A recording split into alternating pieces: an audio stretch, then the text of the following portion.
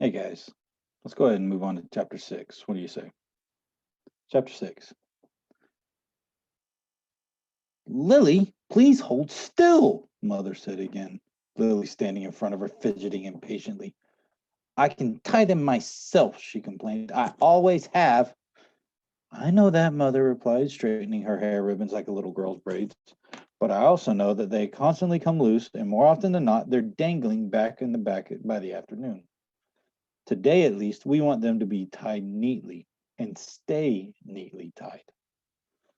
I don't like hair ribbons. I'm glad I only have to wear them one more year, Lily said irritably.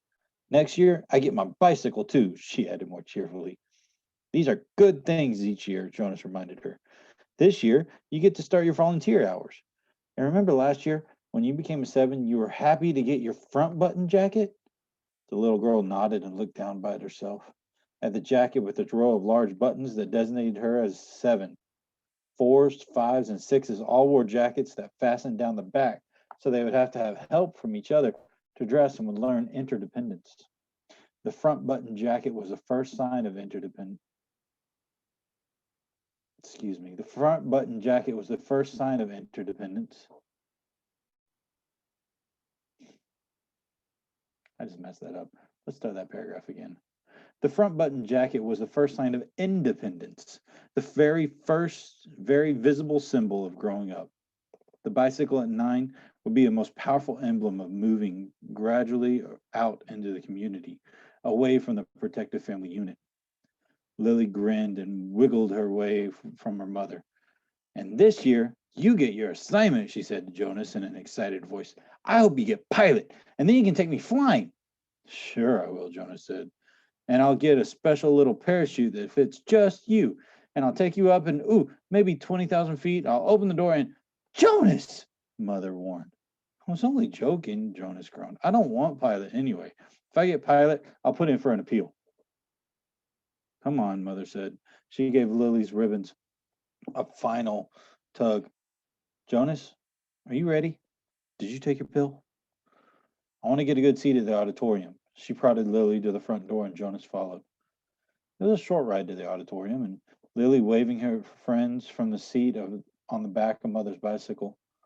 Jonas stowed his bicycle beside Mother's and made his way through the throng to find his group. The entire community attended the ceremony each year. For the parents, it meant 2 days holiday from work.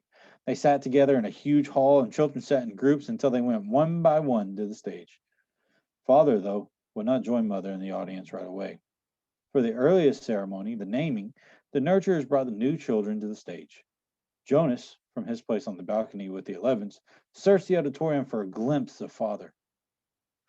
It wasn't at all hard to spot the nurturer section in the front. Coming from it were the wails and howls of the new children who were squirming in the nurturer's laps. At every other public ceremony, the audience was silent and attentive. But once a year, they all smiled indulgently at the commotion from the little ones waiting to receive their names and their families. Jonas finally caught his father's eye and waved. Father grinned and waved back, then held up his hand to the new child in his lap, making it wave too. It wasn't Gabriel. Gabe was back at the nurturing center today, being cared for by the night crew. He had been given an unusual and special reprieve from the committee, granted an additional year for nurturing before his naming and placement. Father had gone before the committee with a plea on behalf of Gabriel, who had not yet gained the weight appropriate for his days of life, nor begun to sleep soundly enough for a night to be placed in a family unit. Normally, such a new child would be labeled inadequate and released from the community. Instead, as a result of Father's plea, Gabriel had been labeled uncertain and given an additional year. He would continue to be nurtured at the center and would spend his nights with Jonas's family unit. And each family member, including Lily, had to be required to sign a pledge that they would not become attached to this little temporary guest, and that they would relinquish him without protest or appeal when he assigned to his own family unit in next year's ceremony. At least, Jonas thought, after Gabriel was placed next year, they would still see him often because he'd be a part of the community. If he were released, they would not see him ever. Those who were released, even his new children, were sent elsewhere. and never returned to the community. Father had not had to release a single new child this year, so Gabriel would have represented a real failure and sadness. Even Jonas, though he didn't hover over the little one the way that Lily and Father did, was glad that Gabe was not going to be released. The first ceremony began right on time, and Jonas watched as one of the other new children was given a name and handed by the nurturers to its new family unit. And for some, it was the first child. But many came to the stage accompanied by another child, beaming with pride to receive a little brother or sister, the way Jonas had when he was about 5. Asher poked Jonas's arm. Remember when we got Philippa? He asked in a loud whisper. Jonas nodded. It had only been last year. Asher's parents had waited quite a long time before applying for a second child. Maybe, Jonas suspected, they had been so exhausted by Asher's lively foolishness that they needed a little time. 2 of their group, Fiona and another female named Thea, were missing temporarily, waiting with their parents to receive new children. But it was rare that there was such an age gap between children and family unit. When her family ceremony was completed, Fiona took the seat that had been saved for her in the row ahead of Asher and Jonas. She turned and whispered to them, "He's cute, but I don't like the name very much."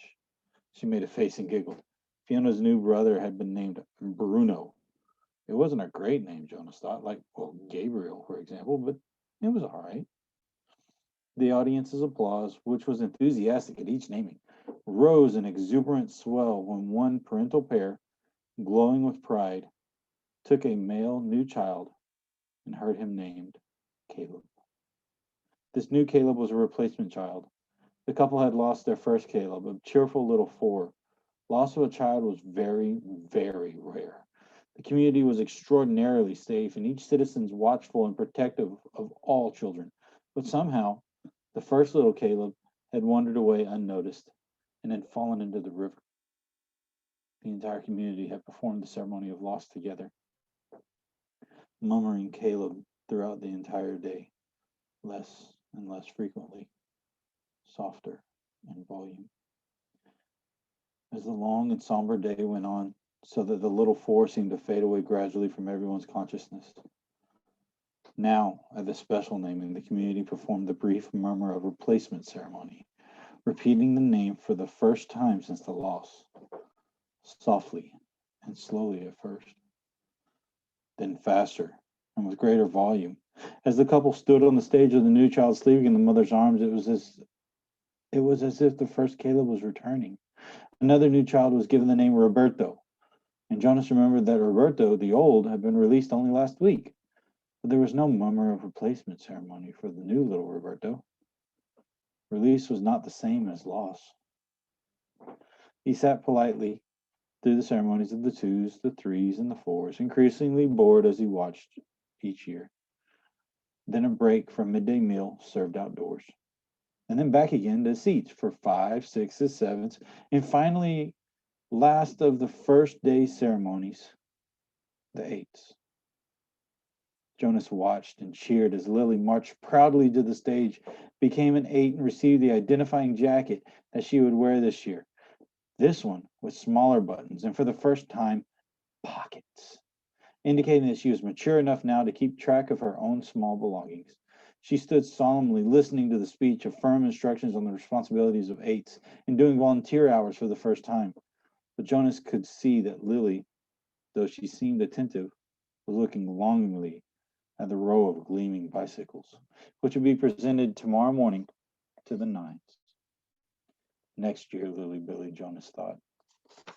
It was an exhausting day, and even Gabriel retrieved in his basket, for the nursery sitter slept soundly that night. Finally, it was the morning of ceremony of 12. Now, Father sat beside Mother in the audience, and Jonas could see them applauding dutifully to the 9s, one by one. Wheeled their new bicycles, each with a gleaming name tag attached to the back from the stage. And he knew that his parents cringed as little as he did when Fritz, who lived in the dwelling next door to theirs, received his bike and almost immediately bumped into the podium with it. Fritz was a very awkward child, who had been summoned for chastisement again and again. His transgressions were small ones, always, shoes on the wrong foot, schoolwork misplaced, failure to study adequately for a quiz, but each such error reflected negatively on the parents' guidance and infringed on the community's sense of order and success. Jonas and his family unit had not been looking forward to Fritz's bicycle when they realized would probably too often be dropped by the front walk instead of wheeled neatly into its port. Finally, the nines were all resettled into their seats, each having wheeled a bicycle outside where it'd be waiting for its owner at the end of the day. And everyone chuckled and made small jokes when the nines rode home for the first time. Want me to show you how to ride? Older friends would call. I know you've never been on a bike before, but inevitably, the grinning nines who in technical violation of the rule, had been practicing secretly for weeks, would mount and ride off in perfect balance, training wheels never touching the ground. Then the tens. Jonas never found the ceremony of tens particularly interesting, only time consuming, as each child's hair was snipped neatly into a distinguishing cut. Females lost their braids at 10, and males, too, relinquished their long, childish hair and took one more manly short style, which exposed their ears. Laborers moved quickly onto the stage with brooms and swept away the mounds of discarded hair, and Jonas could see the parents of the new ten stir and murmur. He knew that this evening in the dwellings they would be snipping and straightening the hastily done cuts, trimming them into a much neater line. 11s, it seemed a short time ago, that Jonas had undergone the ceremony of 11, but he remembered that it was not one of the more interesting ones. By 11, one was really only waiting to be 12. And it was simple marking of the time with no meaningful changes. There was no new clothing, different undergarments for females whose bodies were beginning to change, longer trousers for males with specifically shaped pockets for a small calculator that they could use this year in school. But those were simply presented in wrapped packages without accompanying speech. Break for midday meal. Jonas realized he was actually hungry. He and his group mates congregated by the tables at the front of the auditorium and took their packaged food.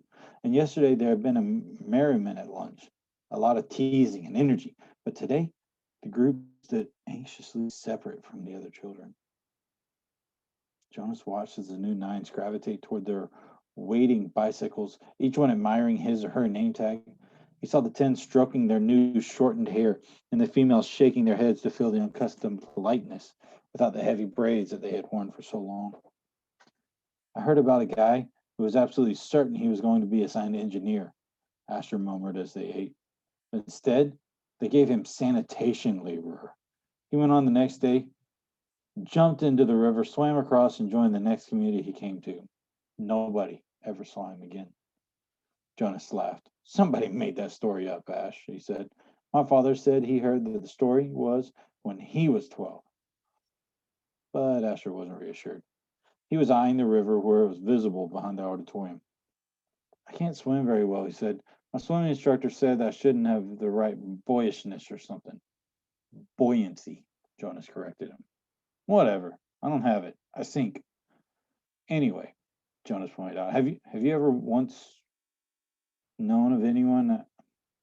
Really know for sure, Asher, not just heard a story about it, who joined another community? No, Asher admitted reluctantly, but you can. It says so in the rules. If you don't fit in, you can apply for elsewhere and be released. My mother says that once, about 10 years ago, someone applied and was gone the next day. Then he chuckled, and she told me that because I was driving her crazy and she threatened to apply for elsewhere. She was joking. I know, but it was true. What she said that someone did that once. She said that it was really true. Here today and gone tomorrow, never seen again. Not a ceremony of release. Jonas shrugged. It didn't worry him. How could someone not fit in? The community was so meticulously ordered, the choices so carefully made. Even the matching of spouses was given weighty consideration, that sometimes an adult who applied to receive a spouse waited months or even years before a match was approved and announced. All of the factors, disposition, energy level, intelligence, interest, had been corresponded and had to interact perfectly.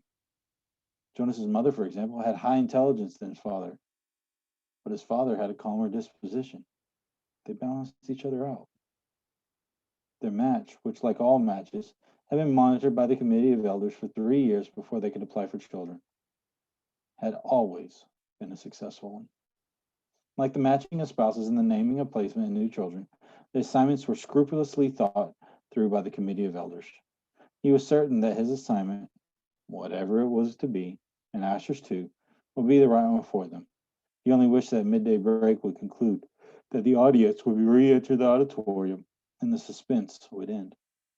As if in answer to an unspoken wish, the signal came and the crowd began to move toward the doors. Okay, let's see. Chapter number 6, questions.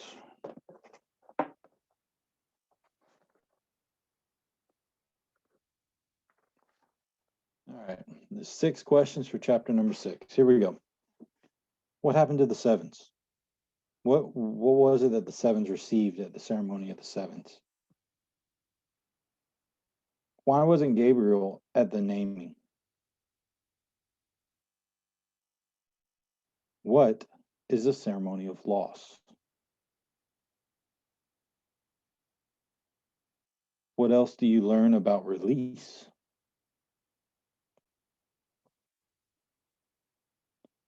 What happened for the 10s and the 11s? What did they get at the ceremony of the 10s and the 11s? And how do people get spouses and children? Thank you guys. See you next video.